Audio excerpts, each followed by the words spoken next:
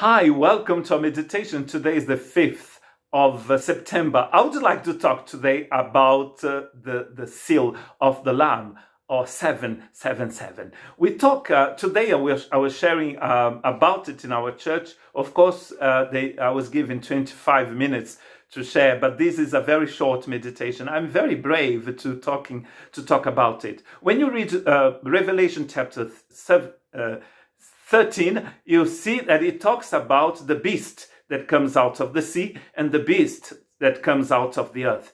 And at the end of this text, we say that the number of the beast is 666.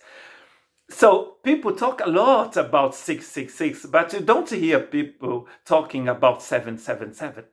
If in chapter 13 we find about the beast, in chapter 14 and 7 and other chapters of Revelation, the text is talking about another seal, another number, and that's the 777. Listen to chapter 14, verse 1. Then I looked, and there before me was the Lamb, standing on Mount Zion, and with him 144,000 who had his name and his father's name written on their foreheads. This is the number of the Lamb, written on the forehead of people, of those people who were chosen. We are going to find the 144 in chapter 7 as well. After this, I saw 4 angels standing at the 4 corners of the earth, holding back the 4 winds of the earth, to prevent any wind from blowing on the land or on the sea or in any tree. Then I saw another angel coming up from the east, having the seal of the living God. He called out in a loud voice to the 4 angels who had been given power to harm the land and the sea.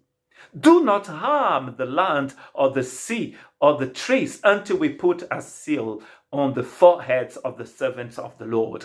This is the mark of the Lamb again. And we are going to find these people because, of course, this 144 is a symbolic number, as every number is in Revelation, of course. Jesus hasn't got 7 horns. Jesus hasn't got 7 eyes. The book says that Jesus has got 7 eyes. An eye, it's to see. So Jesus sees everything. And the horn here is the power of God, the strength. So he's the Almighty One. The text also says that Jesus has the 7 spirits of God. And the 7 spirits of God comes from Isaiah. It's Isaiah that talks about the 7 spirits of the Lord being in the Messiah. So he's got the fullness of God.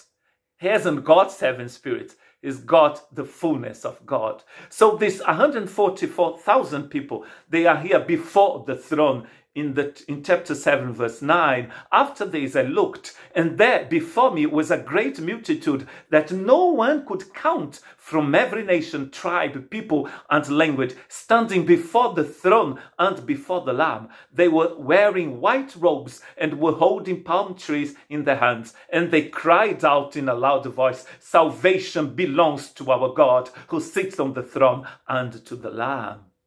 They are worshipping God, and those who have received the mark of the beast are going to say in chapter 6, "Mountain, fall on us to hide us from the Lamb." The manifestation of the glory of the Lamb for those who have got the mark of the beast, it's a disgrace.